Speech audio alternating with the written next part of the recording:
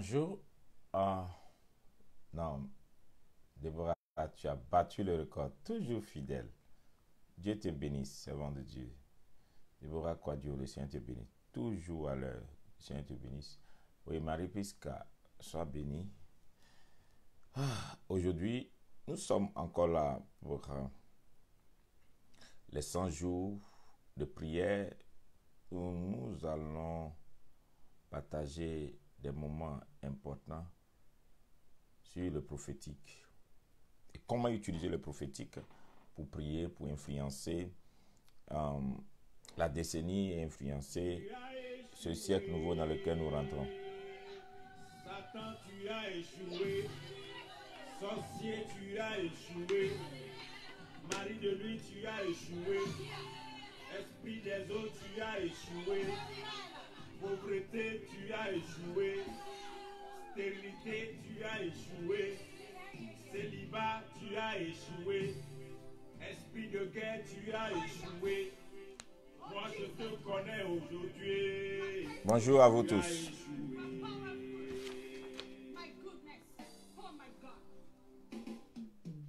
I have a God who never fails. I have a God who never fails. I have a God who never fails. Who never fails. Who never fails. Forevermore. I have a God who never fails. Oh no. I have a God who never fails. Bonjour, bonjour, bonjour.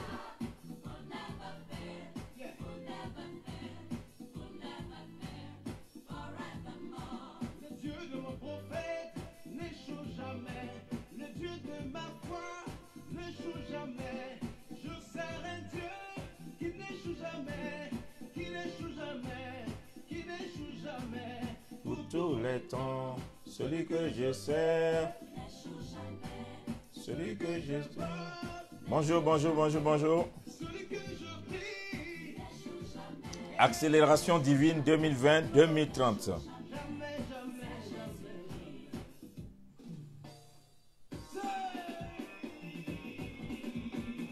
Comme efficace. Hi, hey, Timothée, sois béni, fils, depuis. Soyez bénis, soyez bénis, soyez bénis, vous tous. Que le Seigneur vous bénisse. Merci, merci, merci.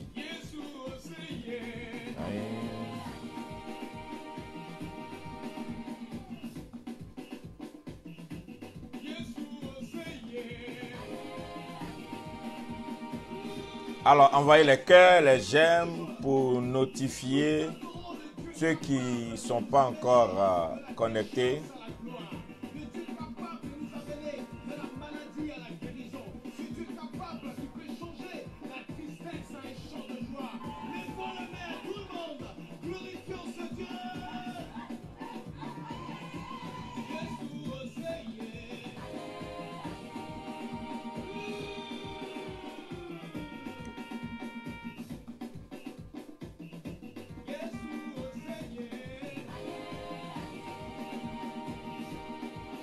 Chantons victoire, victoire, chantons victoire, victoire, sur le célibat, victoire, sur la maladie, victoire.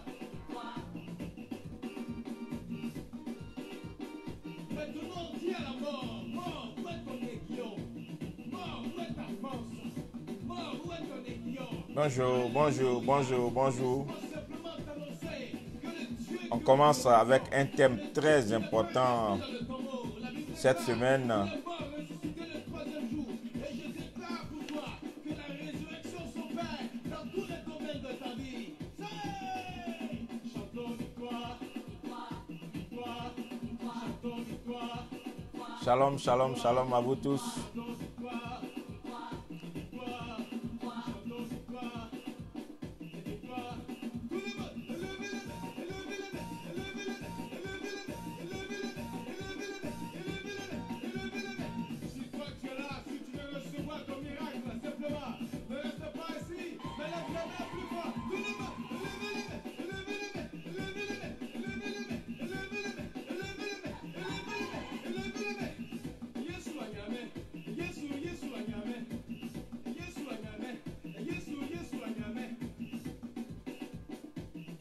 avait une présence quelconque qui t'empêchait de le louer, s'il y avait quelque chose qui t'empêchait de le glorifier, regarde tout droit cette chose avec moi. Amen, amen, amen. Soyez tous bénis, soyez tous bénis. Laisse-moi louer. Maladie, laisse-moi louer. Pauvreté, laisse-moi louer. Célibat, laisse-moi louer. Tristesse, laisse-moi louer. Je dis laisse-moi louer. Laissez-moi louer. Je dis laisse-moi louer. C'est laissez-moi, laissez-moi, laissez-moi, laissez-moi, laissez-moi, laissez-moi, laissez-moi, laissez-moi, laissez-moi, laissez-moi, laissez-moi. Laissez-moi louer. Laissez-moi louer. Laissez-moi louer. Laissez-moi louer. Alors je vois une grande porte ouverte, une porte efficace, que le Saint-Esprit te demande de posséder par la louange. Shalom. Ok, je pense qu'on va commencer maintenant. Que le Seigneur vous bénisse, vous donne un... Alors,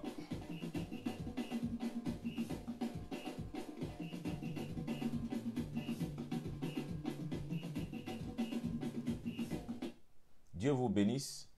Dieu vous bénisse. On va passer aujourd'hui à notre enseignement de ce jour. L'objectif de ces enseignements, c'est aider une personne à mieux pratiquer sa vie de prière, aussi à sortir de certaines mauvaises influences et aussi à développer sa croissance spirituelle dans sa marche chrétienne.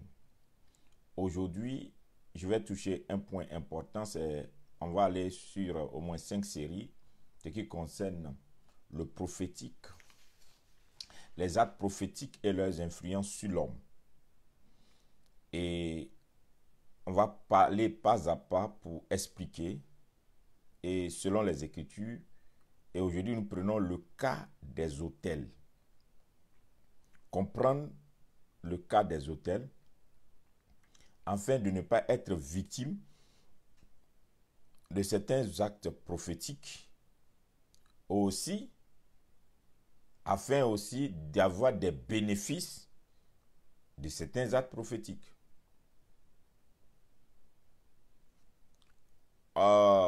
Aujourd'hui, surtout cette semaine,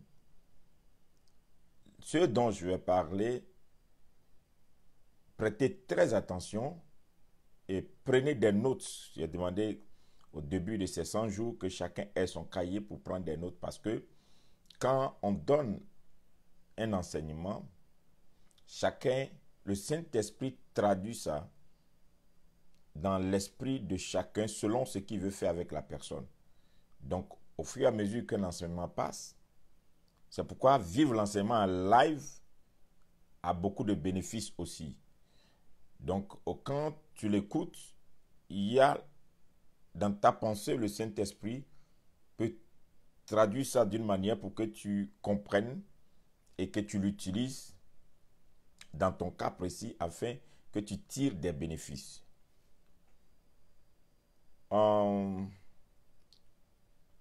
Pourquoi je vais parler par la grâce de Dieu des cas des autels qui rentrent dans le cadre du prophétique? La pratique des autels, les pratiques des autels, on peut regrouper ça dans la pratique, dans le prophétique. Donc, quand on parle d'autel, ça peut être autel maléfique comme autel bénéfique. Donc, ces pratiques-là ont quelque chose à voir avec le prophétique, comme le prophétique qui est de Dieu, ou bien le prophétique satanique. Donc, n'oubliez pas que n'est pas prophète seulement celui qui est du côté de Dieu. Des deux côtés, il y a des prophètes. C'est pourquoi il y a le faux prophète qui est du côté du diable et il y a le vrai prophète qui est du côté de Dieu. Il y a le faux prophète qui est du côté des ténèbres et il y a le vrai prophète qui est le côté de la lumière. Donc, il est important de faire une distinction. Du coup, si nous ne cherchons pas à connaître au mieux le vrai prophète, on risque, à force d'écouter des publicités, d'avaler ce qui vient du faux comme si c'était du vrai. Autre chose, ce n'est pas parce qu'on ne croit pas à une chose qu'on peut ne pas subir la chose. J'ai compris après des analyses, après des fois des écoutes, il m'est arrivé des jours de faire des entretiens ou des consultations pour entretenir des gens comme ça, à les écouter souvent selon les problèmes qu'ils ont. J'ai trouvé, Maman Love, Dieu te bénisse, content de te retrouver. Dieu te bénisse. Bonne fête de Pâques à vous là-bas, hein? Que Dieu vous bénisse, Maman Love. Donc, il s'est arrivé des fois que je partais au bureau à 9 h du matin et je sortais de mon bureau des fois à 23 h, d'autres des fois 1 h du matin. Parce que la consultation, pour écouter les gens et pouvoir leur donner une direction.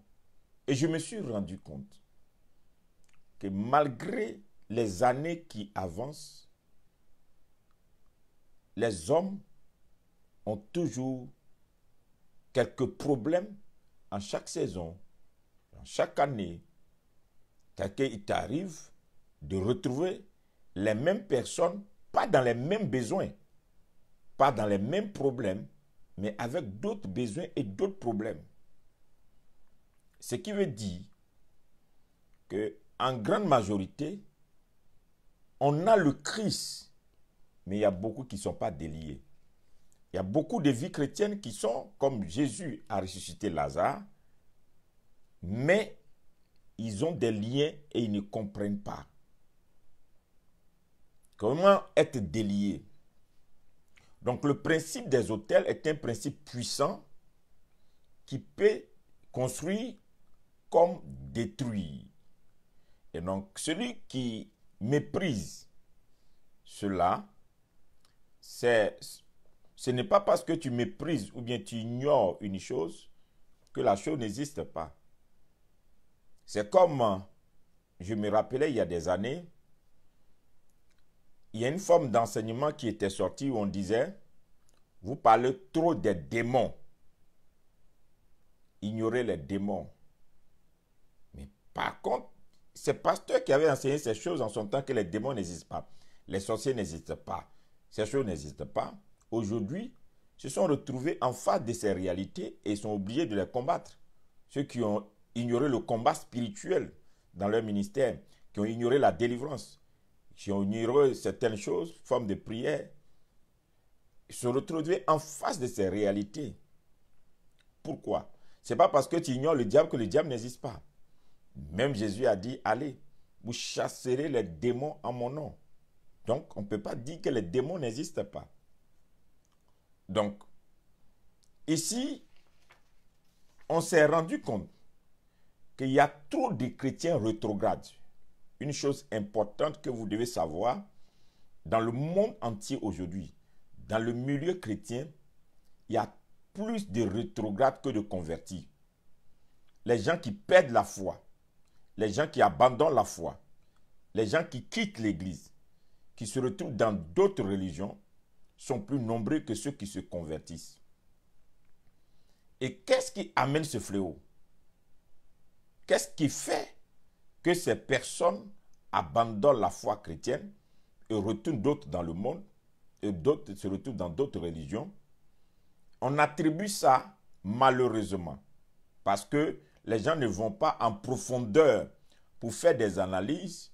On attribue ça malheureusement au comportement des leaders, des dirigeants, ou bien des prédicateurs, des pasteurs, des prêtres et autres. Et on dit que ce sont ces scandales qui font que les gens reculent. Bien sûr, ça c'est l'effet, le scandale ou bien les actes posés par soit les chrétiens, l'église, les pasteurs, ne sont que les effets. Maintenant, quelles sont les origines de ces actes? Ce que beaucoup ne savent pas, le monde dans lequel nous vivons, qui paraît être silencieux, a plus d'action que les chrétiens. Donc, on retrouve aujourd'hui chez les chrétiens trop de rétrogrades, trop de vie de péché, trop d'actes immoraux, trop de violence, trop de scandales, trop de luxure, trop de division, trop d'incrédulité, l'apostasie siège, l'hérésie partout, l'idolâtrie même dans l'église de Dieu, l'idolâtrie, et le mammon a pris la place, c'est-à-dire que le Dieu mammon, c'est-à-dire, vous voyez aujourd'hui des chrétiens qui apparemment sans se rendre compte, idolâtrent l'argent, parce que pour eux, j'ai l'argent, l'argent, l'argent. Donc, le mammon a pris le contrôle, le Dieu mammon a pris le contrôle. La pauvreté dans certaines sociétés et des maladies. Maintenant, qu'est-ce qui provoque ça? On trouve aujourd'hui des chrétiens qui fêtent mieux des fêtes païennes dédiées à des dieux païens qui les célèbrent même dans l'église. Vous allez trouver aujourd'hui des pasteurs qui peuvent expliquer que ça ne fait rien, on peut fêter une fête païenne et prendre un micro, prêcher sur ce, faire des affiches dessus. Dans l'église, l'influence, qu'est-ce qui a amené cette influence? On n'arrive plus à se séparer de certaines choses. Pourquoi? Parce que beaucoup ont négligé ce qu'on appelle les autels. Les autels, qu'est-ce que c'est que les autels? Qu'est-ce que les autels peuvent amener dans notre vie d'une manière silencieuse et qu'on peut subir? On a l'impression que le décor que le monde plante dans nos villes, dans nos carrefours, dans nos régions, dans même les nations, dans les capitales des nations, on a l'impression que c'est juste à titre touristique. Parce que les gens ne poussent pas leur curiosité spirituelle pour aller loin pour voir, pour savoir que des gens ont compris qu'il faut influencer les gens pour qu'ils acceptent votre message. Il faut influencer les gens pour que les gens se soumettent à votre autorité. Il faut influencer les gens pour que les gens acceptent votre pouvoir. Et comment les influencer? Ce n'est que le principe de l'autel qui est le seul domaine d'influence. Ah oui, malheureusement, si nous ne le comprenons pas, il n'y a pas d'influence. Donc, qu'est-ce que c'est qu'un hôtel? L'hôtel, c'est un lieu de rencontre entre le surnaturel et le naturel. C'est ce qu'on appelle un hôtel. C'est un lieu de rencontre, c'est un lieu de connexion. Hôtel, un lieu de connexion entre le surnaturel et le naturel. Donc, on peut appeler comme là où le divin vient rencontrer l'humanité. Mais est-ce que c'est d'actualité aujourd'hui? J'ai poussé mes analyses pour que je vous explique bien avant de commencer à donner les versets. Je me suis rendu compte, après certaines formes de recherche, qu'il y a des gens qui travaillent dans certaines entreprises. Tu peux être bien payé, mais malheureusement, les fondements de l'entreprise, il y a des hôtels bâtis, tu travailles, tu gagnes de l'argent, mais il y a des choses que tu n'auras jamais. Pourquoi? Parce que la personne qui a bâti son entreprise l'a bâti sur des faux fondements. Et donc, ces fondements parlent. Tout dépend de ce que la personne a demandé. Si un hôtel bâti, alors vous venez dans l'entreprise, vous travaillez, mais vous subissez le Dieu de l'entreprise.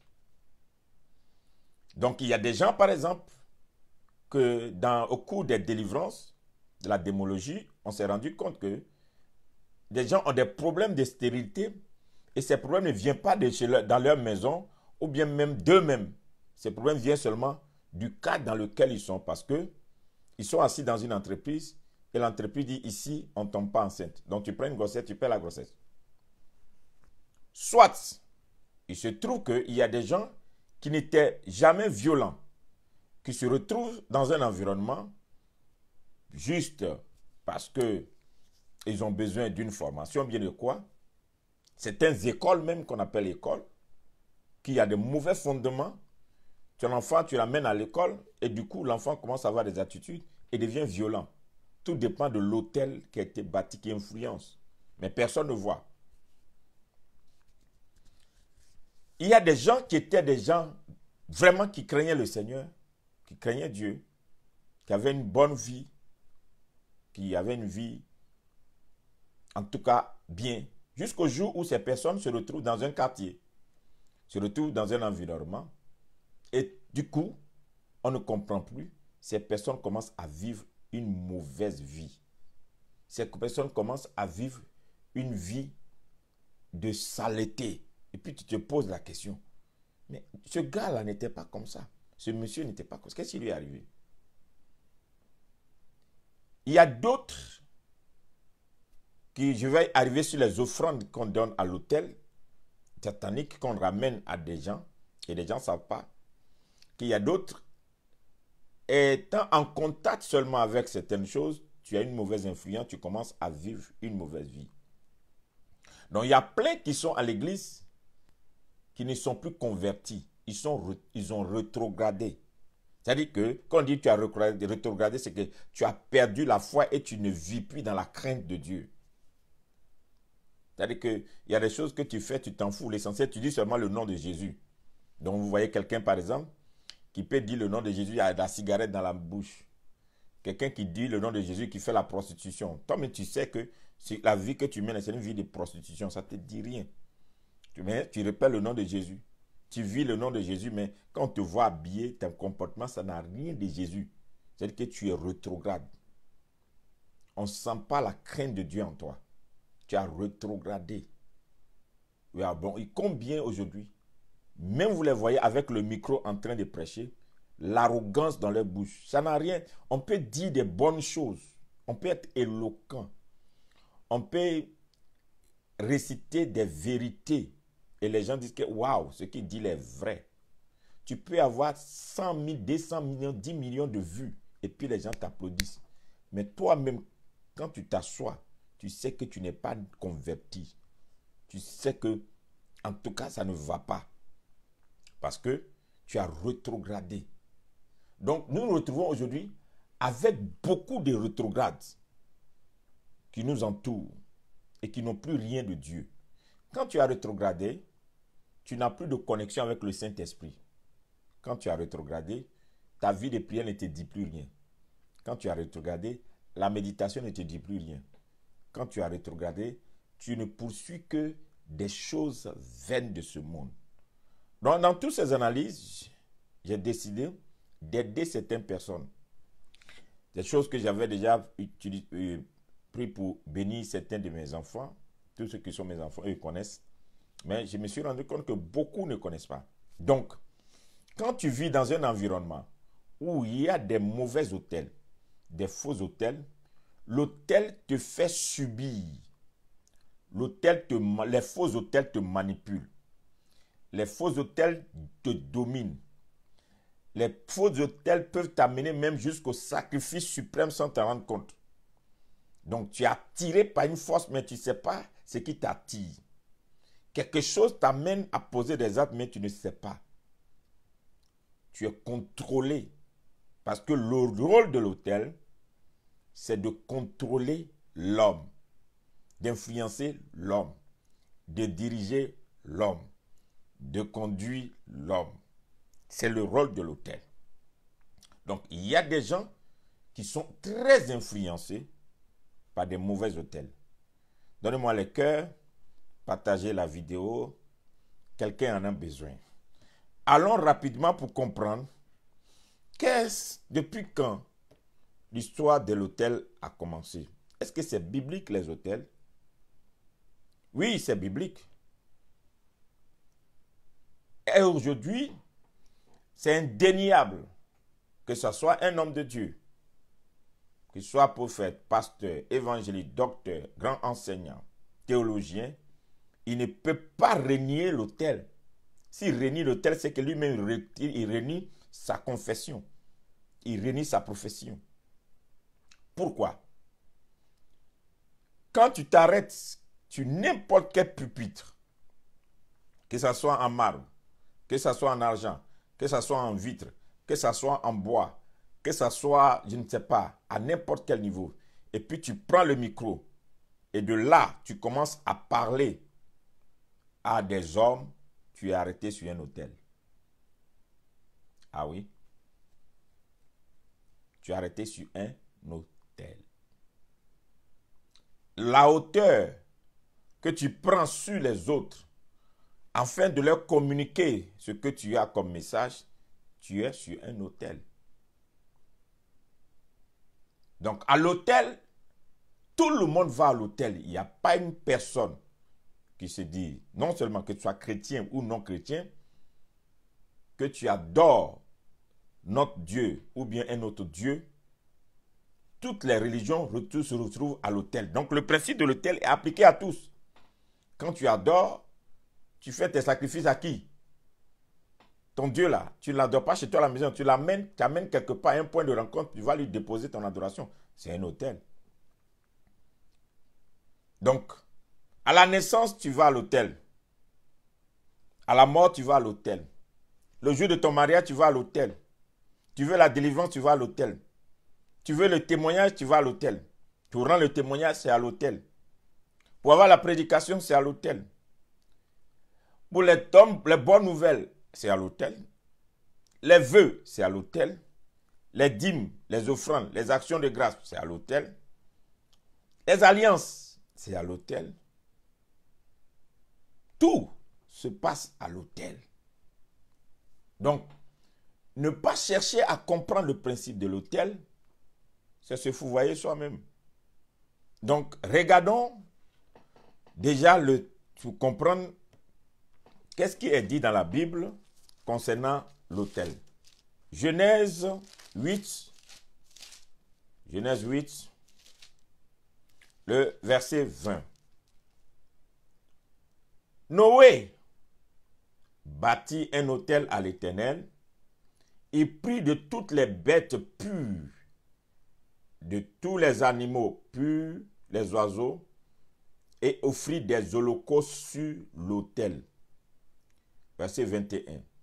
L'Éternel sentit une odeur agréable, et l'Éternel dit en son cœur, je ne maudirai plus la terre à cause de l'homme, parce que les pensées du cœur de l'homme sont mauvaises. Dès sa jeunesse, je ne frapperai plus tout ce qui est vivant comme je l'ai fait. Noé est sorti de l'arche et il bâtit un autel. Et les sacrifices sont montés dans les narines de Dieu. Dieu a senti une bonne odeur et Dieu prend une décision de ne plus jamais détruire la terre comme au temps de Noé. Ce qui veut dire que si Noé n'avait pas bâti un autel et que les holocaustes étaient montés dans les narines de Dieu pour que Dieu sente une odeur agréable, la décision pourrait être contraire. Écoutez-moi bien.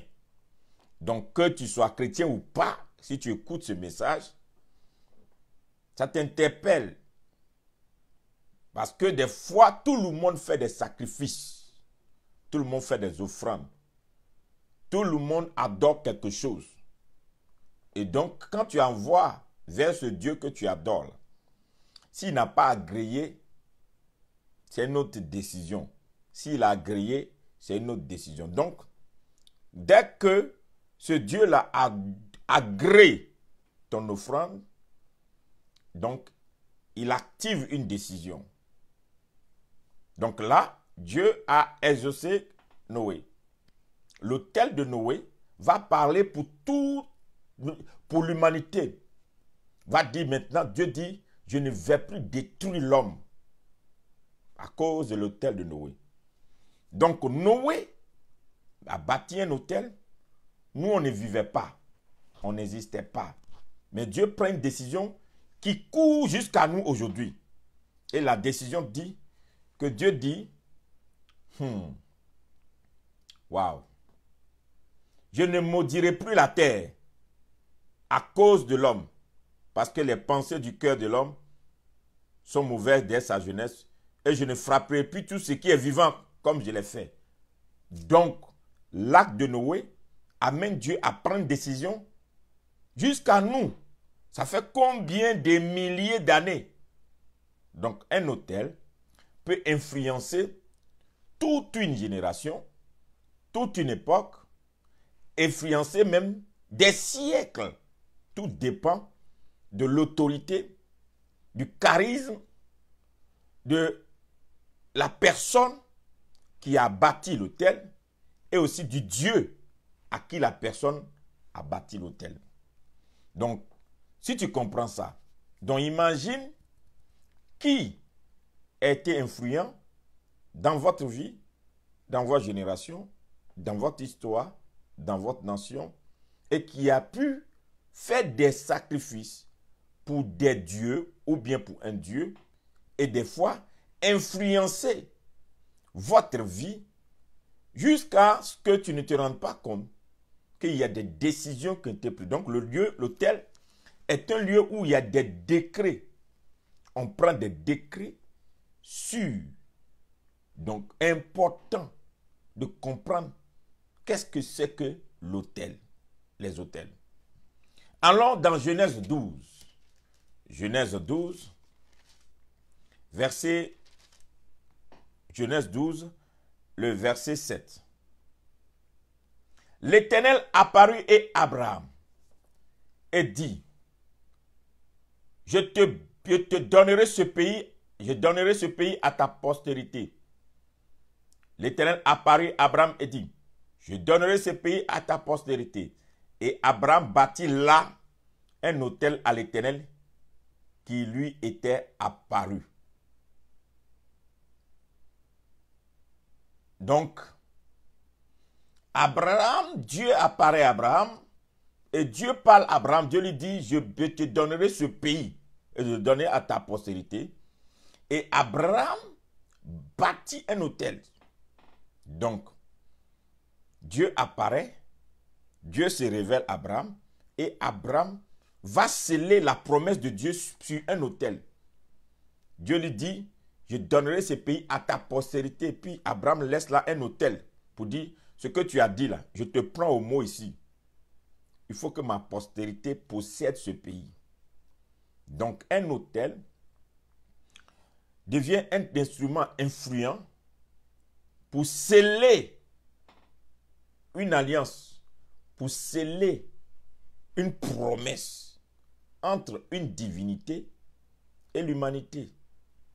Donc, on peut sceller la vie des postérités. Quand on dit postérité là, les enfants des enfants de ses enfants, c'est ce qu'on appelle une postérité. Donc, là, Isaac n'était pas encore né. David n'était pas encore né. Salomon n'était pas encore né. Israël n'était pas encore né. Il n'existait même pas. Mais Abraham avait déjà scellé pour dire, tu as promis. Ça, c'est pour moi et mes enfants. En bâtissant un autel. Verset, allons dans Genèse 13, verset 4.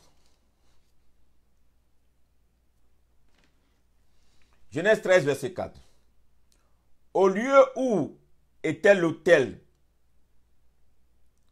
qu'il avait fait précédemment, et là, Abraham invoqua le nom de l'Éternel. Je reprends. Genèse 13, verset 4. Au lieu où était l'autel qu'il avait fait précédemment, et là, Abraham invoqua le nom de l'Éternel. Donc, Abraham retourne là où il a bâti l'autel et il invoqua le nom de l'Éternel. Étudier et chercher dans le dictionnaire qu'est-ce qu'on appelle invocation. Invoquer une divinité, c'est l'appeler par son nom pour qu'il vienne se manifester. Invoquer une divinité, c'est l'appeler par son nom pour qu'il vienne se manifester. Donc Abraham décide de transformer le lieu où il a bâti un autel en un lieu d'invocation. C'est là que vous allez comprendre maintenant que vous qui dites souvent que oui,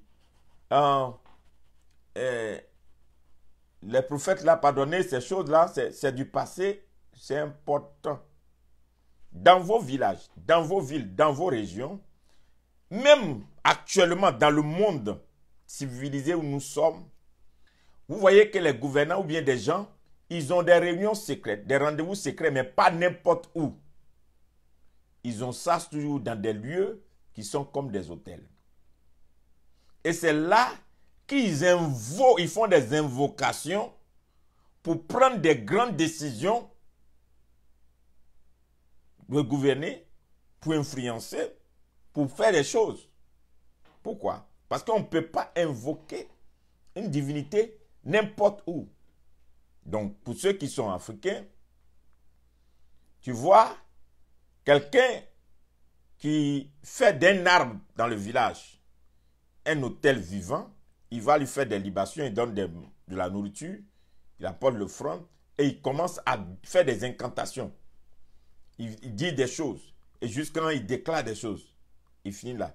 À force de faire ça, vous vous rendrez compte que ça devient un lieu de puissance et de pouvoir. Pourquoi? Parce qu'il appelle un Dieu, une divinité, à venir se manifester. Et comme il lui fait des offrandes, comme il a scellé ce lieu, il l'a réservé, la divinité vient se manifester là. Comprenez, suivez-moi bien. Ça va t'aider toi-même à savoir pourquoi dans certains milieux, tu ne peux pas réussir comme ça. Pourquoi à certains endroits tu vas, quelle que soit ta vie de jeune, tu ressembles à tout le monde. Et tu ne comprends pas, tu n'arrives pas à marquer la différence. Genèse, le verset 18 de Genèse 13, dit quoi?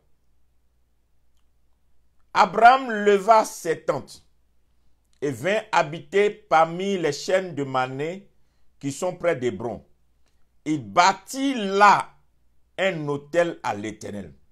Donc Abraham vient encore dans une autre contrée et il bâtit encore un autel.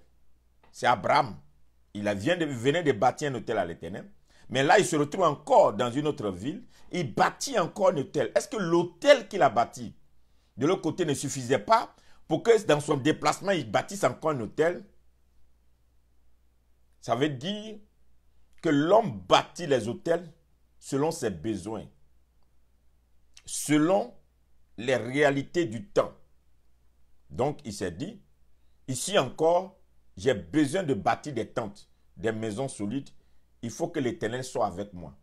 Donc, toutefois que quelqu'un bâtit un autel, la personne en train de dire, la divinité que j'adore, le Dieu que j'adore doit être avec moi.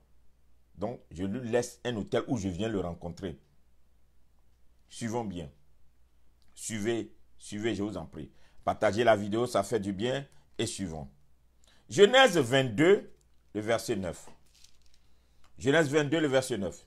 Lorsqu'il fut arrivé au lieu que Dieu lui avait dit, Abraham, il leva un autel, rangea le bois, lia son fils Isaac, le mit sur l'autel par-dessus le bois.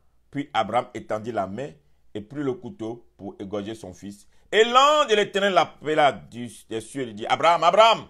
Il répondit, me voici. L'ange dit, n'avance pas ta main sur l'enfant, ne lui fis rien, car maintenant tu crains Dieu, tu ne m'as pas refusé ton fils, ton unique. Alors, ici, Abraham encore va aller bâtir un autre autel. Cette fois-ci, c'est Dieu qui lui demande. Les autres fois, c'est Abraham qui bâtit un autel parce qu'il a besoin de Dieu. Il a besoin d'avoir des rencontres avec Dieu. Mais cette fois-ci, c'est Dieu qui lui montre un lieu. Il dit, va me rencontrer là-bas, bâtis-moi un autel.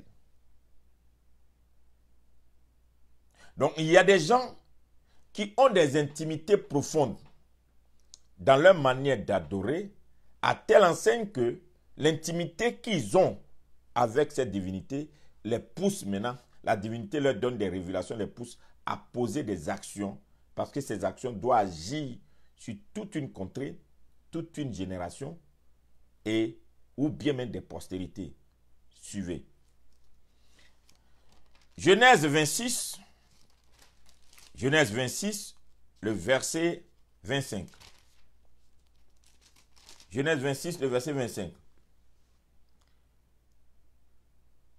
Je lis à partir du verset 24 pour que vous allez bien comprendre.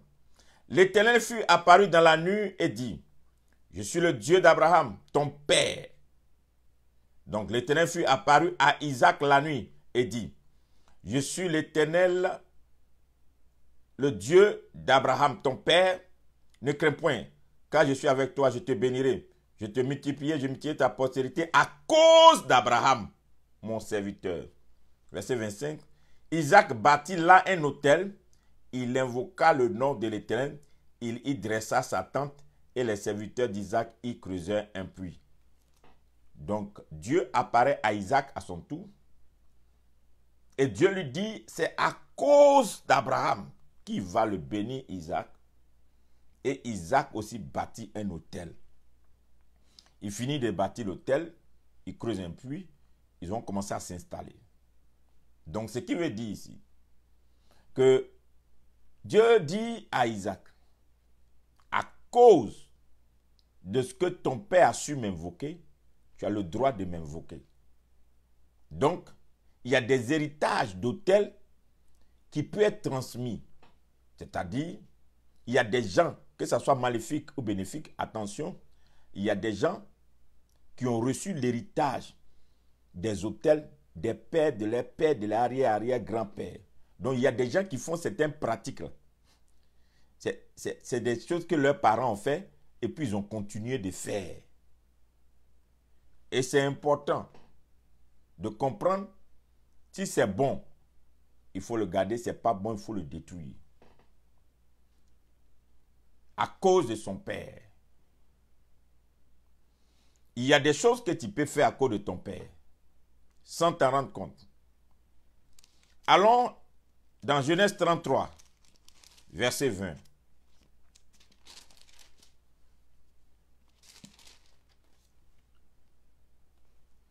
Et là, Jacob éleva un autel et l'appela El Eloé Israël. Ah bon? Qu'est-ce qui est arrivé à Jacob? Remontons pour comprendre. Verset 18. À son retour de Padam Aram, Jacob arriva heureusement à la ville de Sichem, dans le pays de Canaan, et il campa devant la ville. Il acheta la portion du champ où il avait dressé sa tente des fils de la mort près de Sichem pour 100 késitas. Et là, il bâtit un autel et l'appela El Eloé Israël. Jacob, à son tour, achète un terrain à Canaan, il bâtit un autel sur le terrain et donne un nom à l'autel. Donc, chaque autel a un nom. Donc, tout dépend le nom qu'il a donné, pourquoi il a donné ce nom. Donc, quand vous tombez sur des gens qui connaissent le principe dans le monde, vous voyez, les gens ne s'installent pas, ils n'installent pas les villes comme ça en vain. Les gens n'installent pas les villes en vain. Ils installent les villes sur des hôtels.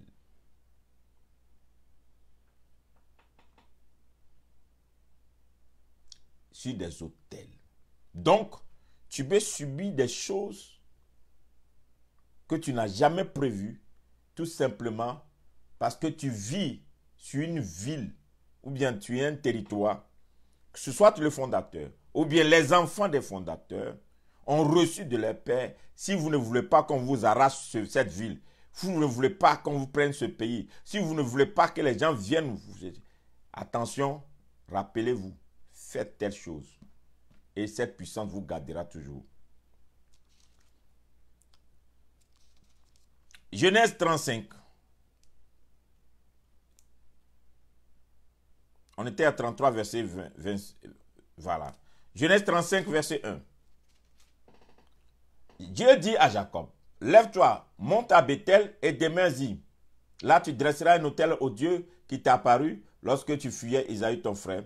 Jacob dit à sa maison et à tous ceux qui étaient avec lui, ôtez les dieux étrangers qui sont au milieu de vous. Purifiez-vous, changez vos vêtements.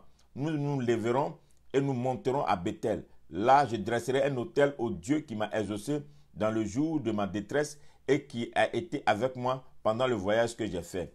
Il donnait à Jacob tous les dieux étrangers qui étaient entre leurs mains et les anneaux qui étaient à leurs oreilles. Jacob les enfuit sous le térébinthe qui est près de Sichem. Ensuite, il partit. La terreur de Dieu se répandit sur les villes qui les entouraient et l'on ne poursuivit point les fils de Jacob. Jacob arriva, lui, et tous ceux qui étaient avec lui, à Luz, qui était à Bethel dans le pays de Canaan. Il bâtit là un autel et il appela ce lieu El Bethel, car c'est là que Dieu s'est révélé à lui lorsqu'il fuyait son frère. Donc vous voyez ici que Jacob va pour aller dresser un autel.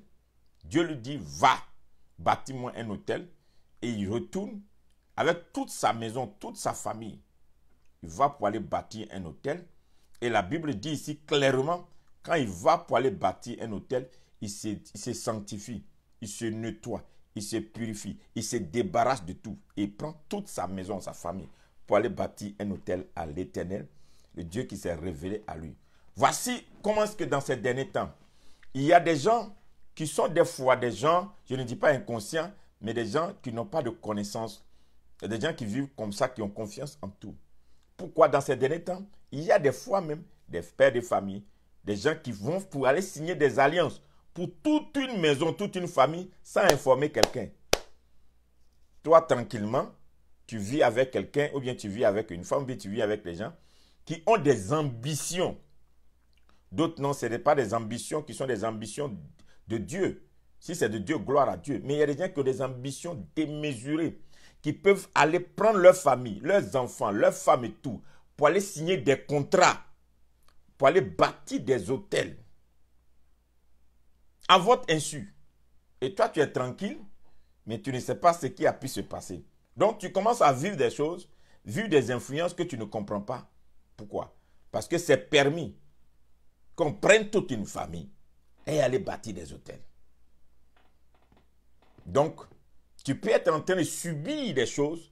Dans l'ignorance, tu ne comprends pas parce qu'il y a des faux hôtels. Mais aussi des vrais hôtels. Là, c'est un vrai hôtel qu'il allait bâtir pour son Dieu. Donc, plus quelqu'un s'approche d'une divinité, la divinité demande à la personne plus. C'est comme notre relation avec Dieu. Plus tu es proche de Dieu, plus Dieu t'en demande. Un jour, je priais pour un jeune étudiant qui venait à l'église, qui jeûnait beaucoup, qui priait et qui cherchait les dons spirituels. Un temps, je l'ai arrêté et dit, va à l'école. Va à l'école. Ça, il faut laisser. Où tu es arrivé là, c'est bon. Va à l'école. Il me dit, mais papa, la Bible dit, hey, va à l'école. Si tu continues dans cet élan-là, le Saint-Esprit va te saisir. Tu vas abandonner le corps pour aller prêcher l'évangile. Vous ne savez pas que beaucoup de personnes, à force de s'approcher dans leur manière de faire, Dieu les prend. Ah, Dieu a besoin d'ouvriers. Et les gens ne savent pas qu'il y a des niveaux, plus tu t'approches de Dieu dans la sanctification. La Bible dit, vous me chercherez et vous me trouverez. C'est ce que la Bible dit. Vous me chercherez et vous me trouverez.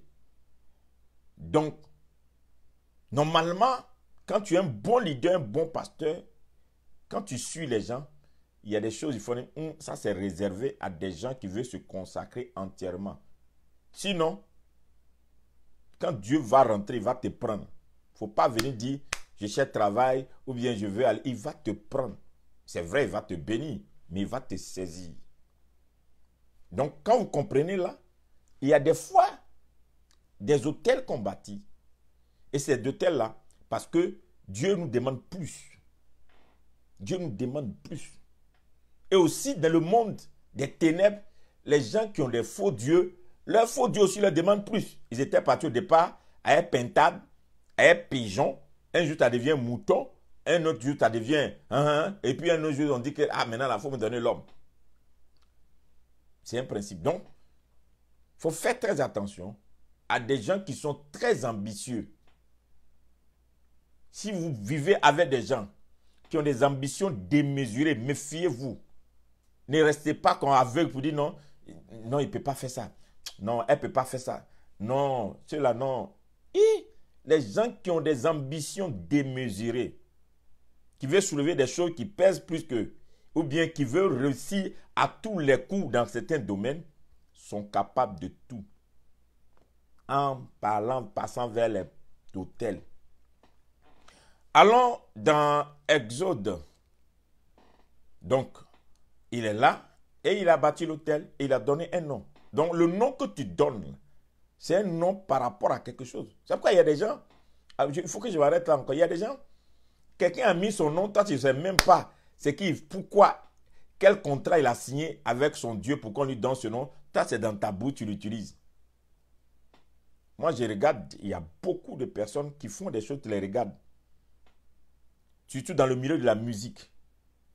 Dans le milieu de la musique, vous voyez des stars de la musique mondaine. Ils prononcent des noms là. Vous pensez que c'est cadeau? Non, c'est mode. Non, c'est qui est-ce qui lui a donné l'inspiration? Qui lui a donné l'inspiration? Donc, il sort un nom, il impose le nom devient populaire. Toi qui es chrétien, tu prends le nom là, tu le mets sur ta tête, bye. Et puis, tu deviens porteur de ce nom. Tu sais quelle alliance il a signé pour que ce nom là sorte? Tu sais quel est le Dieu qui lui a dit, tu t'appelleras tant? Ou bien tu appelleras ce truc là tant? Toutefois que les gens vont vers un hôtel, il y a un nom. Quand Dieu a apparu à Marie, par l'ange, il lui a dit, tu nommeras cet enfant Emmanuel, qui veut dire un sauveur nous est né. Quand Jean-Baptiste devait naître, on a donné le nom là à son père avant qu'il ne soit mien. Il s'appellera Jean-Baptiste, celui qui prépare le chemin. Ou bien, quand Jésus a rencontré Pierre, il a dit, maintenant tu t'appelles Céphas. Si toi, il a donné un autre nom. Non. Quelqu'un a rencontré sa chose, il a pris un nom, toi tu ne sais pas d'où le nom vient. Et puis il dit non, c'est un nom comme ça. Qui m'a donné non? C'est les amis qui m'ont donné. C'est faux. Il y a des noms qui sont venus des hôtels. Et c'est ça qui leur donne l'influence. C'est ça qui fait qu'il y a des gens qui les suivent comme ça, comme des moutons. Ils ne savent pas, mais tu es contrôlé parce que ce nom-là transporte quelque chose. Ne jouez pas à les noms. El Bethel, ça veut dire quelque chose. Pourquoi Dieu change le nom d'Abraham, Abraham à Abraham, avant qu'il ne rentre dans la fécondité? C'est important. Pourquoi le nom de Jésus est au-dessus de tous les noms? Pour qu'en son nom on chasse les démons. C'est au nom de Jésus qu'on chasse les démons. Pourquoi? C'est pourquoi les hôtels sont les lieux qui fabriquent des noms pour influencer les sociétés. Donc tout ce qu'on vous donne souvent comme nom, vous devez checker par le discernement spirituel, par la vie de prière, pour savoir que derrière un nom peut se cacher un Dieu. Derrière un nom peut se cacher une force. Derrière un nom peut se cacher quelque chose. Attention. Allons dans Matthieu 5. Matthieu 5, parce que quelqu'un me dit ça, tout ça c'est Ancien Testament. Allons. Matthieu 5, verset 23. Partagez la vidéo s'il vous plaît. Bénissez quelqu'un avec. Matthieu 5, verset 23. Si donc tu présentes ton offrande à l'autel et que là tu te souviennes que ton frère a quelque chose contre toi, laisse ton offrande devant l'autel, va d'abord te réconcilier avec ton frère, puis viens présenter ton offrande. Vous voyez? C'est dans le Nouveau Testament. Et c'est Jésus qui recommande que l'offrande se donne à l'autel. Et donc si tu vas déposer ton offrande à l'autel, et que tu es en palabre avec quelqu'un, va te réconcilier parce que l'autel est un lieu de puissance. On ne vient pas à l'autel avec un cœur qui est un cœur chargé. Sinon, ça va se retourner contre toi. Donc, Jésus même commence à dire aux gens ici, faites très attention quand vous allez à l'autel, parce que l'autel n'accepte pas n'importe qui. Donc, il ne faut pas être dans certains mauvais états pour aller à l'autel. N'oubliez pas que Jacob a demandé à ses enfants et à sa femme, à toute sa famille, de se débarrasser de tout ce qui est souillé, des faux dieux, avant d'aller vers l'autel. Vous comprenez? Donc, ça veut dire que l'autel est biblique. Le principe de l'autel est biblique. Allons dans Luc. Donc, l'autel reçoit les offrandes. Ce n'est pas une question d'aujourd'hui. Donc, vous voyez tout ce qu'on a regardé là. Abraham bâtit un autel, il fit une offrande. Nao bâtit un autel, il fit une offrande. Donc, vous voyez, l'autel reçoit les offrandes. Donc, c'est l'autel qu'on dépose les offrandes pour le Dieu qu'on adore. L'autel est un lieu de puissance. Ce n'est pas un jeu. Allons dans Luc 1. Je te demande pardon. Ne garde pas la vidéo pour toi seul. Dieu t'a béni, bénis quelqu'un avec. Parce qu'il y a quelqu'un qui est en train de subir des choses et puis ce n'est pas l'origine. Luc 1, verset 11. Luc 1, le verset 11. Luc 1, verset 11. Alors, un ange du Seigneur apparut à Zacharie et se tint debout à droite de l'autel des parfums. L'autel des parfums. Zacharie est le père de Jean-Baptiste. Zacharie sert Dieu à l'autel. Mais un ange lui apparut à l'autel. Mais dans quel autel? Il n'a pas choisi n'importe quel autel, mais l'autel du parfum. Ça veut dire que dans la maison du Seigneur, il y a plusieurs autels. Ça veut dire que dans la maison du Seigneur, il y a plusieurs autels. Ce qui veut dire que selon la révélation que Dieu donne à quelqu'un ou bien Dieu manifeste avec un serviteur ou bien un leader, qu'il y a l'autel. Donc si tu ne fais pas attention, tu vas vivre l'influence de l'autel de quelqu'un d'autre sans savoir quel est ce que la personne, Dieu a dit à la personne, ou bien même qu'est-ce que la personne allait tisser comme un contrat. C'est pourquoi ceux qui regardent tout et qui ne font pas attention, ils regardent aujourd'hui des gens du bling bling bling. Parce que la Bible dit qu'il y a des gens qui vont sortir, qui auront l'apparence de piété, qui vont vous prêcher Jésus sucré dans leur bouche. Ils vont faire toutes sortes de démonstrations, mais ils ont signé des contrats que vous ne savez pas.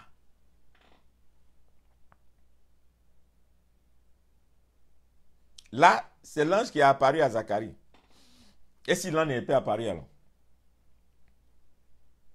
C'est important pour toi que tu connaisses les autels pour que tu saches que, quand je m'en vais sur l'autel de telle personne-là, je dois prier, Seigneur, la personne que tu as mis en face de moi, c'est qui? C'est important. C'est pas parce que tout le monde, c'est quand arrêter, que tu vas le suivre. Non, il faut faire attention. Priez, ayez le discernement. Qui vous suivez? C'est un lieu de puissance. Il y a des gens qui sont sortis même du cadre de Dieu et que vous ne pouvez pas imaginer. Hébreux 13, verset 10. Et je vais arriver à la fin tout à l'heure pour comprendre le point final quand je suis en train de faire tout ça là, à où je vais vous amener. Je vais vous amener aujourd'hui à comprendre effectivement le mystère caché. Pourquoi il est important pour toi dans ces derniers temps de connaître Jésus véritablement, d'apprendre à t'approcher de Jésus, à te rapprocher de Jésus. Sinon, tu vas vivre dans des choses. Tu as fait du bruit pour rien. Et les gens vont te vendre des illusions inutiles. Hébreux 13, verset 10. Vous qui n'êtes pas proche de Jésus, vous prenez affaire de Jésus à la légèreté, à la surface. Allez en profondeur. Ayez une intimité avec Dieu. Cherchez le Saint-Esprit pour que le Saint-Esprit vous amène à Jésus. Hébreux 13, verset 10. Il dit ceci. Nous avons un autel dont ceux qui font le service au tabernacle n'ont pas le droit de manger. Les corps des animaux dont le sang est porté dans le sanctuaire pour le souverain sacrificateur, pour le péché, sont brûlés hors du camp. C'est pour cela que Jésus aussi, afin de sanctifier le peuple, par son sang, a souffert hors de la porte.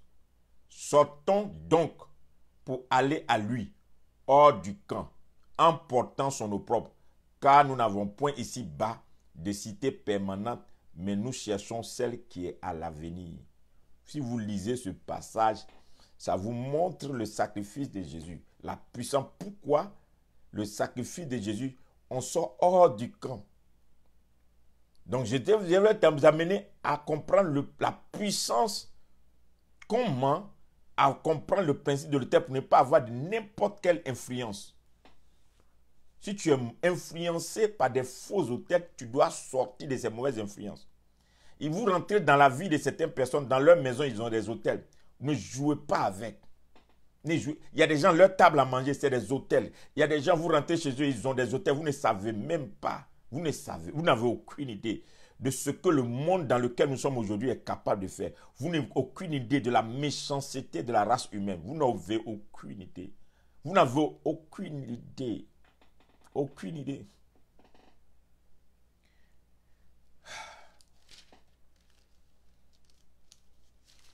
Jacques 2, verset 20. Jacques 2, verset 20 à 21. Veux-tu savoir, ô homme vain, que la foi sans les œuvres est inutile? Abraham, notre père, ne fut-il pas justifié par les œuvres lorsqu'il offrit son fils Isaac sur l'autel? Donc, le verset là nous dit que Abraham est fait justifier parce qu'il a donné son fils à l'autel.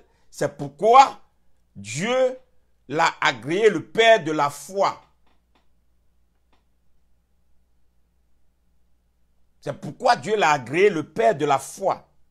Donc si nous retournons dans ce que je vais vous amener à comprendre maintenant, de quel autel, donc l'autel d'Abraham a été agréé parce que Dieu lui-même lui a indiqué l'autel. Dieu lui-même a donné le sacrifice. Et Dieu dit, c'est à cause de ça qu'Abraham est devenu le père de la foi. Donc si quelqu'un influencé par des mauvaises, je ne sais pas, des forces ténébreuses, qui allait vers des choses terribles et qui allait faire des sacrifices sur ces autels, il devient le père de quoi?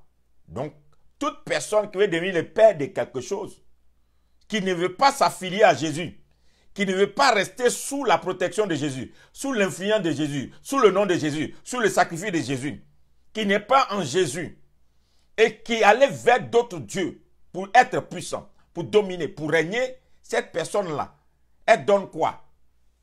Cette personne offre quoi? Parce que pour être père de quelque chose, il faut donner quelque chose à un Dieu. Pour gouverner, pour influencer, pour dominer sur, pour influencer, il faut donner quelque chose à un Dieu. Mais si tu n'es pas sous le contrôle de Jésus, et les gens avec qui vous marchez, vous croyez en eux comme ça, parce qu'ils ont du bling, bling, bling, bling, bling, s'ils ne sont pas sous l'influence de Jésus, qui leur a donné l'influence? Qui leur a permis d'être influents? Par quoi ils sont influents? Par qui ils sont influents? Qui leur a transmis le pouvoir? C'est important. Cela lui fut imputé. Allons dans Apocalypse. Apocalypse 6. Partagez la vidéo pour bénir quelqu'un avec. Apocalypse 6, verset 9. Quand il ouvrit le 5e sceau, je vis sous l'autel des âmes de ceux qui avaient été immolés à cause de la parole de Dieu et à cause du témoignage qu'ils avaient rendu. Donc on dit, l'Apocalypse nous dit qu'au ciel, il y a l'autel des âmes de ceux qui avaient été immolés à cause de la parole de Dieu et à cause du témoignage qu'ils avaient rendu. Donc au ciel même là, il y a un autel des âmes, des gens qui sont sauvés. Il y a un autel des âmes. C'est-à-dire qu'il y a un autel d'influence pour gagner les âmes, pour sauver les âmes. Donc s'il y a un autel au ciel pour gagner les âmes, pour attirer les âmes à Dieu, pour que les gens persévèrent, pour que les gens demeurent, pour que les gens acceptent de subir des choses pour le nom de Jésus, et dans l'enfer alors, et sous la terre, quel est l'autel, quels sont ces autels sataniques qui parlent pour attirer des gens à la perdition, à la mort, à la destruction, au désordre. Donc il ne faut pas seulement accuser des gens parce qu'ils font la fornication pour leur dire non, tu pèches trop. Pourquoi? Il faut les demander, il faut te poser la question, qu'est-ce qui les amène à faire ça?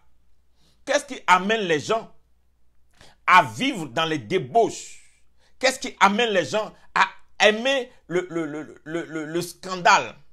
Parce que je vais arriver sur le scandale bientôt dans mes vidéos. Donc, c'est ça le principe, la puissance de l'autel. Donc, il y a des âmes aujourd'hui qui sont aussi sous des faux autels, qui sont mortes, cadeaux, qui n'ont pas connu le Christ, que les gens ont mis sous les autels. Sataniques. C'est fini, c'est pour l'enfer. C'est pourquoi ne pas prêcher l'évangile authentique aux gens. Ne pas les amener à comprendre la valeur de leurs âmes. À leur dire, ton âme, où est ton âme? C'est dangereux que de donner aux gens la promotion, le mariage, le bien-être, les voyages, l'argent, les champions, les quoi, leurs âmes. Parce que la fin, là, c'est là-bas. La fin, c'est leurs âmes. Où seront leurs âmes? Parce que chacun se bat pour prendre plus. Pour le royaume de Dieu, ou bien pour le royaume des ténèbres. Je vous explique maintenant pour comprendre quel est l'autel qui influence la vie chrétienne. Et pourquoi le chrétien doit retourner à son autel principal afin de gagner le monde, de ne plus se laisser influencer par le monde. Je vous explique. Dans Juge 6, verset 28, il est dit quelque chose de très important qui est arrivé quand Dieu a appelé Gédéon. Dans Juge 6, le verset 28, et je vous explique rapidement, on a fini. Juge 6, le verset 28, il dit ceci. Lorsque les gens de la ville se furent levés de bon matin, voici l'autel de Baal était renversé. Alléluia. Le pieu sacré passait au-dessus, abattu.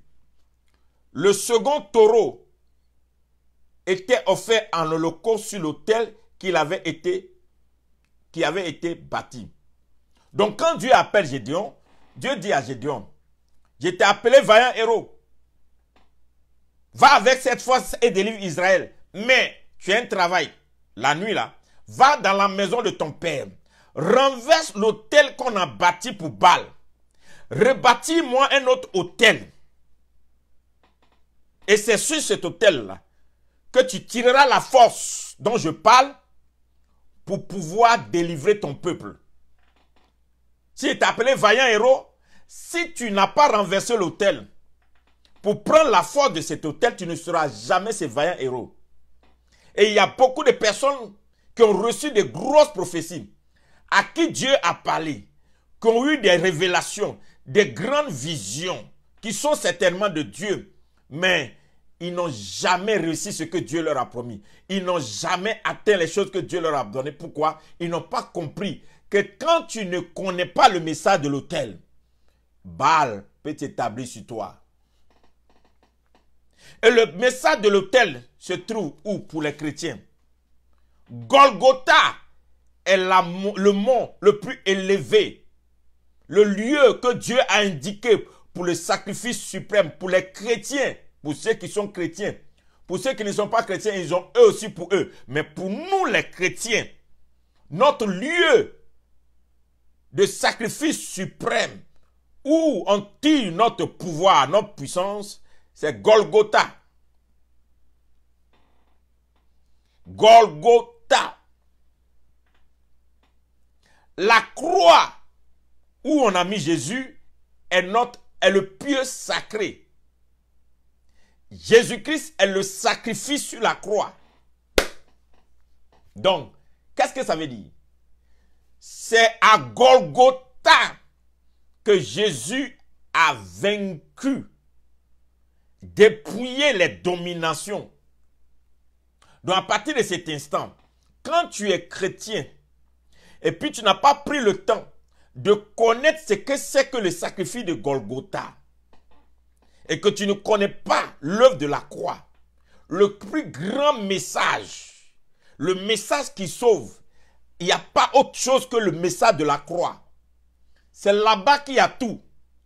Le pouvoir pour renverser les dominations, le Dieu Baal, ce que Dieu a dit sur notre vie s'accomplisse là, c'est à Golgotha. Le message de Golgotha. L'œuvre accomplie à Golgotha, c'est ça qui nous délivre des mauvaises influences, qui nous délivre des mauvaises influences que le monde pratique jusqu'à aujourd'hui. Vous ne pourrez jamais les arrêter, parce que eux aussi sont dans leurs choses. Mais toi, ton problème, c'est que tu n'étudies pas, tu ne cherches pas à comprendre qu'est-ce que Dieu t'a donné pour que tu ne les subisses pas. Trop de chrétiens subissent le monde. Le monde les manipule. Le monde les influence, le monde les domine, et finit même le monde les sacrifie. Et puis il n'y a rien. Il n'y a rien. Parce qu'aujourd'hui, quand il demande à un chrétien, il dit non, attends, moi, tout ça là, Dieu permet parce que, écoutez-moi bien, l'œuvre de Golgotha, c'est parallèle à Gédéon. Si vous regardez bien ce que Dieu a demandé, il va dans la maison de ton père, renverse l'autel, mets un pied sacré, pap. Va avec cette force et délivre ton peuple. Cette force se trouve à Golgotha. C'est à Golgotha qu'on a la force. C'est Golgotha, l'autel de Golgotha. C'est pourquoi la croix est très importante pour le chrétien. Je reviendrai dessus. La croix. Aujourd'hui là, dans la vie des chrétiens, dans les maisons des chrétiens, tu ne trouveras plus de croix.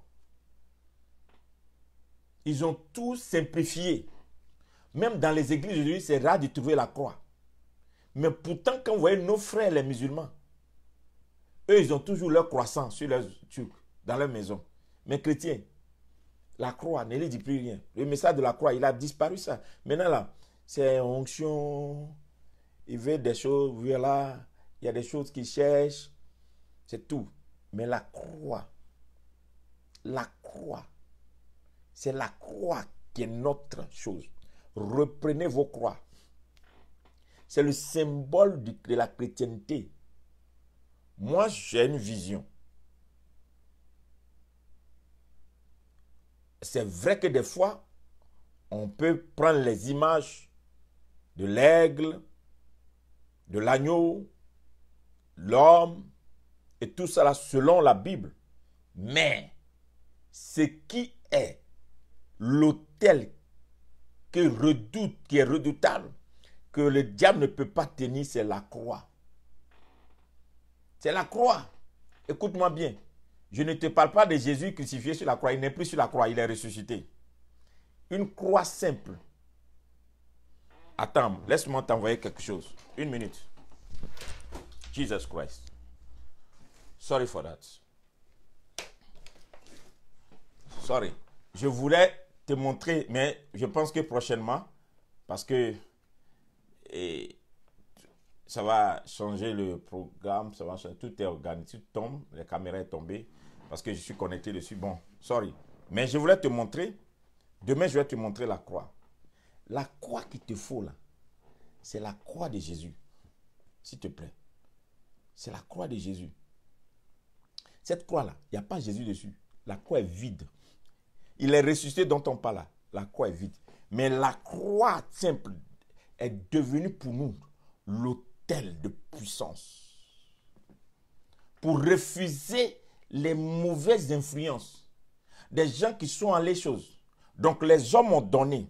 Quand j'ai lu, j'ai étudié tout à l'heure, je vous ai amené à comprendre une chose. Je vous ai amené à comprendre qu'il y a eu des sacrifices qui ont été faits. Abraham a sacrifié, Isaac a sacrifié, chacun a bâti son autel. Jusqu'à Abraham qui a voulu donner son fils, Dieu dit non, je ne prends pas. Mais regardez, le sacrifice suprême c'est quoi? C'est Dieu maintenant qui donne son fils unique à la croix. Dieu a tellement aimé le monde qu'il donna son fils unique afin que quiconque croit soit sauvé. Donc c'est Dieu lui-même qui vient bâtir un autel avec son fils à la croix de Golgotha pour le salut de l'humanité. Donc, l'œuvre accomplie à la croix n'est pas une œuvre humaine. Alors que les Abraham, les Noé, tous ceux-là, ils ont bâti des autels parce que ce sont des hommes. Mais l'autel qui est de Golgotha n'est pas l'autel bâti de la main de l'homme, c'est l'autel que Dieu lui-même, il a bâti pour sauver l'humanité. Donc Dieu, Jean 3, verset 16, Dieu a tellement aimé le monde qu'il donna son fils afin que quiconque croit soit sauvé. Donc, à partir de cet instant, Dieu donne son fils unique. À la croix. C'est à la croix que tout est accompli. Donc, si l'onction là, la vraie onction pure, on tire ça de la croix.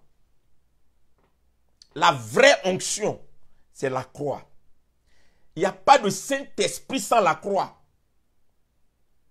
Il n'y a pas de Saint-Esprit sans la croix. Le jeûne et la prière ne donnent pas le Saint-Esprit. Le Saint-Esprit, c'est la croix. Il n'y a pas de robe de boubou jetée sur toi pour que tu aies le Saint-Esprit. C'est l'œuvre de la croix d'abord qui transfère la puissance de l'Esprit de Jésus. Sans la croix, il n'y a rien. Mais regardez aujourd'hui, nous n'avons plus de croix chez nous. Plus de croix dans nos églises. Plus de croix dans nos maisons. Plus de croix même, on ne connaît plus ça. On ne connaît plus. Et chaque jour, le monde fait des sacrifices.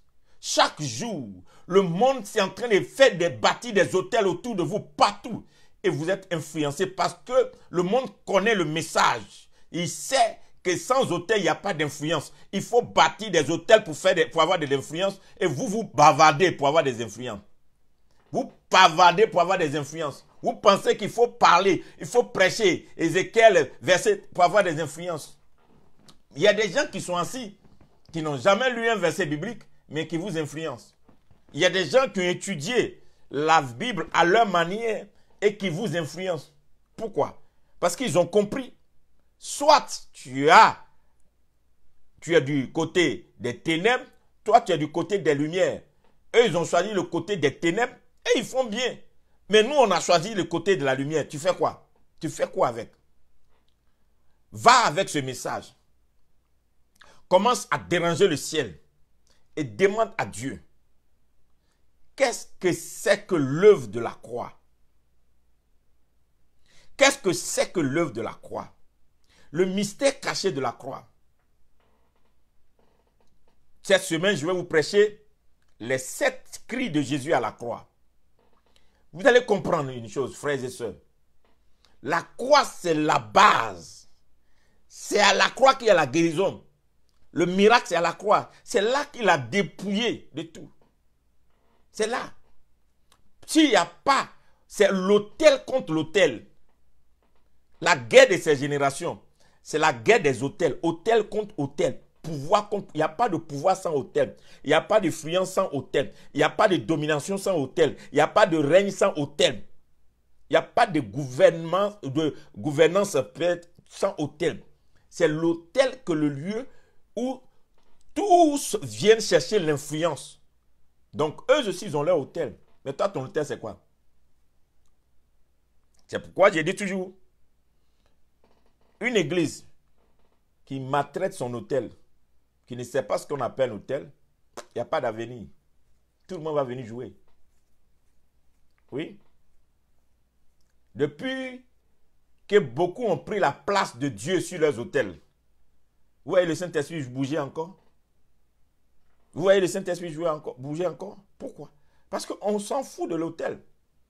On respecte plus le monde qui vient que l'autel de Dieu. Frère, on ne joue pas avec ça. Tu ne vas jamais aller dans voir le milieu des païens et puis tu vas les voir jouer avec leurs autels. On ne joue pas avec. Pose la question au Saint-Esprit. Actuellement, là, tu penses que tu es heureux. Pourtant, il y a longtemps, tu es en prison. C'est la délivrance nous vient de l'œuvre accomplie à la croix de Golgotha. Oui, je pleure beaucoup de personnes quand je les regarde. Ils ont une apparence de succès, de réussite, mais n'ont aucune paix intérieure. Il n'y a pas de joie. Tout, c'est que des illusions, des mensonges. Il vient se présenter matin, midi, soir. Je t'aime, tu m'aimes. J'ai le beau couple. J'ai la plus jolie famille. C'est nous sommes les plus heureux. Vous mentez à qui? À vous-même.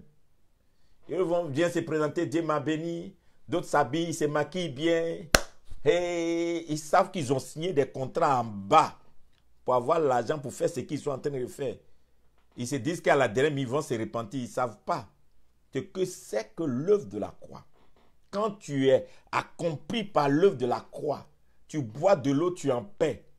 Quand tu es accompli par l'œuvre de la croix, tu portes une chemise de 10 francs, tu es en paix. Quand tu es accompli par l'œuvre de la croix, tu dors quelque part, même où il n'y a pas, c'est pas payé à coup de milliards, tu es en paix. Quand tu es accompli par l'œuvre de la croix, je ne prêche pas contre la richesse, hein? C'est une très bonne chose. Il faut être riche. C'est important. Il faut avoir l'argent, c'est important. Mais que Dieu te donne quoi? Ce n'est pas l'argent que tes ambitions vont poursuivre. Et puis quand tu vends ton âme, les gloires, juste quand il y a des gens qui tordent même l'évangile, juste pour maintenir leur gloire. Parce que quand tu as pris leur argent là, tu vas prêcher leur message. Il y a des gens aujourd'hui qui ne peuvent plus prêcher la croix. Pourquoi ils ne peuvent plus prêcher la croix? Parce qu'on leur interdit de prêcher la croix. Parce que quand tu prêches la croix, c'est tu élèves l'autel qui va combattre leurs autels.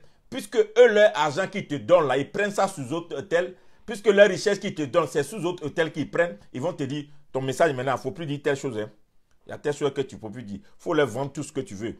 Mais il y a des messages, le nom de Jésus, le sang de Jésus, l'œuvre de la croix. Il ne faut plus parler de ça. Vous allez les voir. Ils vont tout prêcher sauf ça. Parce qu'ils savent la puissance qui est dans la croix. C'est l'autel qui parle pour nous. Dans ces derniers temps, tous ces vents qui tournent, Dieu nous donne un message. Retournons à l'autel. Retournons au message de l'autel. Tu veux que Dieu t'installe. Tu veux être puissant au nom de Jésus. Tu veux la force de Jésus. Tu veux l'onction. Tu veux le Saint-Esprit. Tu veux faire des exploits. Tu veux la délivrance. Tu veux plus que les sorciers se moquent de toi. Tu veux pas que les gens, les impies s'arrêtent devant toi et puis te gagner. Ils insultent et puis il n'y a rien. Ils parlent et puis il n'y a rien. Tu veux que maintenant, le nom de Jésus se manifeste et que les gens se rendent compte que tu n'as pas un Dieu mort. Il est ressuscité. Il est ressuscité. Et ce Dieu-là ne va plus se taire. Il va se manifester pour toi. Tu ne vas plus te contenter de ces choses, de ces apparences que tu donnes. Pardon. Il faut sortir des apparences. Manifeste ce que tu es en Christ. Le Christ, c'est autre chose. C'est une autre dimension. Il ne faut pas te tromper. Ne trompe pas les gens. Dis une chose. Quand Jésus, l'œuvre de la croix, apparaît dans ta vie, tu as accompli. Tu as accompli. Quand on dit tu as accompli, ça veut dire, ce n'est pas une question de... Même quelqu'un qui est tout puissant, qui paraît tout puissant, il te regarde et puis t'admire. Parce qu'il sait que lui, il a tout l'argent, mais il n'a pas la paix que tu as. Même quelqu'un qui a tout l'or de la terre, la personne te regarde de l'œil et puis la personne te respecte. Parce que la personne sait en elle-même. Le monde m'applaudit comme ça, on m'acclame comme ça, mais je n'ai pas la paix. Je sais où je vais partir après. Je sais ce qui m'attend.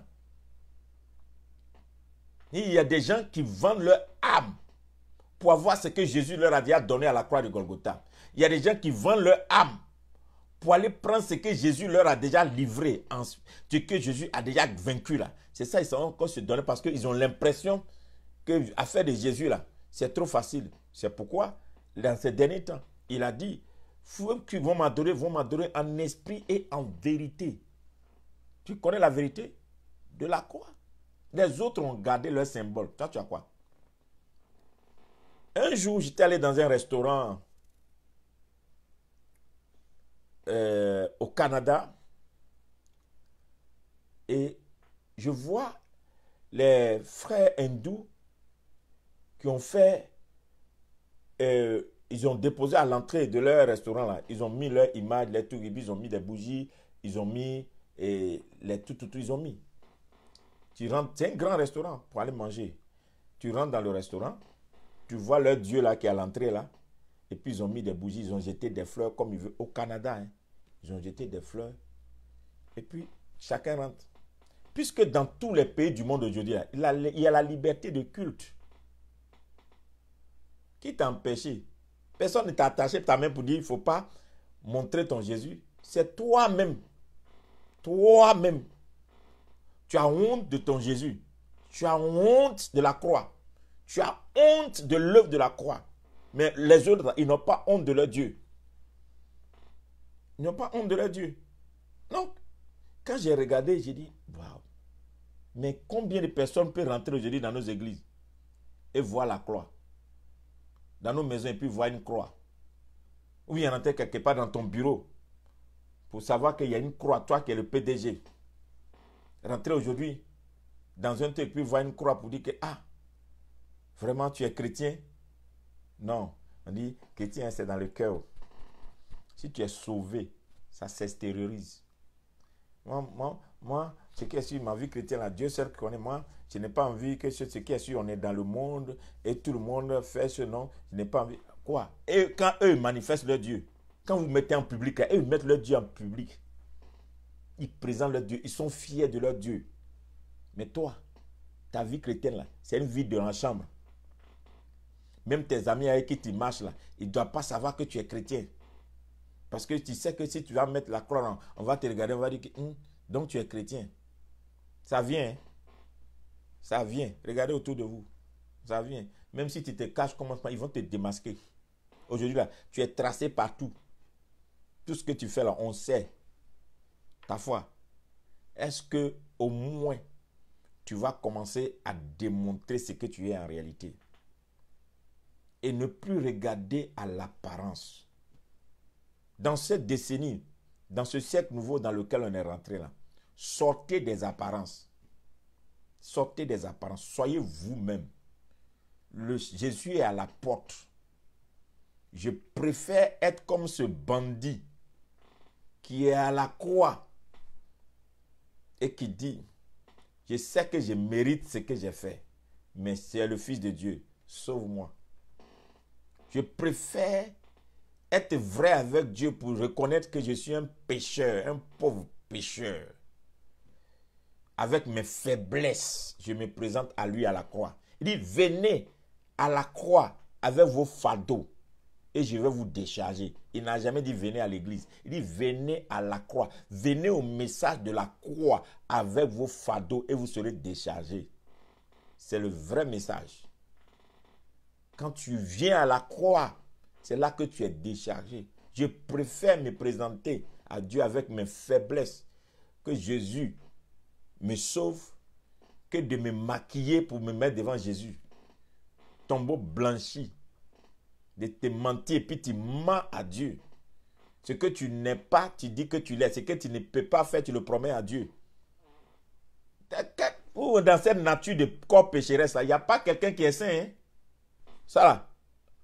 Ça là, on est pécheur jusqu'à c'est Jésus qui nous fait grâce, non, il n'y en a pas. Si tu veux son archevêque, son quoi, ou tout ça, il n'a qu'à tout dire. Il n'a qu'à prêcher tout. Il n'a qu'à dire quoi. Tu vas trouver là, il y a une tâche qui est sur lui ou bien sur elle. C'est là Jésus dit à Paul, c'est ma grâce qui te suffit. C'est à cause de ma grâce que tu vis. Sinon, ce n'est pas à cause de tout ça là. C'est pourquoi l'œuvre de la croix, elle est parfaite. C'est la seule œuvre qui nous dit, tu n'as plus à avoir peur parce que ton Seigneur t'a sauvé. Parce que si tu as envie de faire des efforts pour ne pas perdre le paradis là, et mon frère, on dirait que c'est la dernière minute là que tu vas perdre. Hein? Même petite colère là peut faire que tu as raté le ciel. Petite colère. Il y a des films que vous devez regarder. Il y a la colère simplement là. À la dernière minute, tu étais coléreux là. Tout ce que tu as bâti pendant des années là, tu perds l'enlèvement. Tu perds l'enlèvement. Petit mensonge, ce que tu appelles petit mensonge là, tu n'es pas enlevé.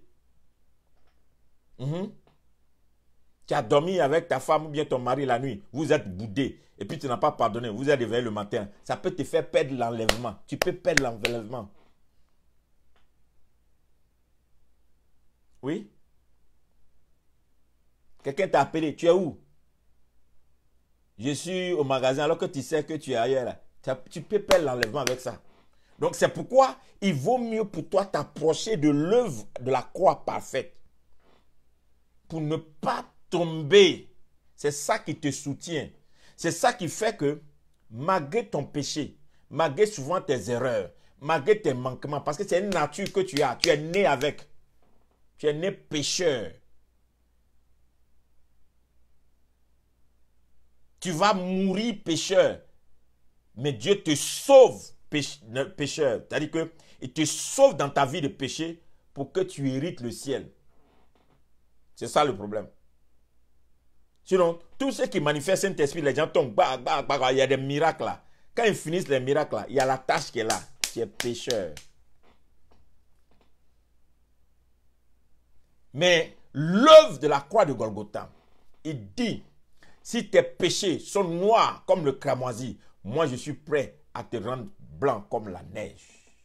C'est l'œuvre de la croix qui fait ça. C'est l'œuvre de la croix, ce n'est pas un effort. Continue de faire des efforts pour dire que non, je m'efforce pour ne pas faire ça comme ça, je vais plaire à Jésus. Pour plaire à Jésus, reconnais son œuvre à la croix. Pour plaire à Jésus, retourne à l'œuvre de la croix. Reconnais que c'est son sacrifice qui t'a sauvé. Reconnais que c'est son sacrifice qui t'a justifié. Reconnais que c'est son sacrifice qui t'a lavé. Reconnais que c'est ce sacrifice-là qui a fait de toi un cohéritier avec lui, qui te dresse le chemin du salut éternel. Approche-toi de la croix et sois sincère, sois vrai et tu seras béni. C'était le message d'aujourd'hui. Ne gardez pas pour vous, comme je l'ai dit, partagez. Et puis, nous nous retrouvons demain. On va continuer encore avec, je vais commencer avec le cas des hôtels aujourd'hui. Demain, on va continuer encore toujours les actes prophétiques et les influences sur l'homme. Et on va développer toute cette semaine. Mais que Dieu te libère et que tu ne vives plus sur des mauvaises influences. Que la délivrance te soit parfaite au nom de Jésus. Bye bye et à demain. Que le Seigneur vous garde.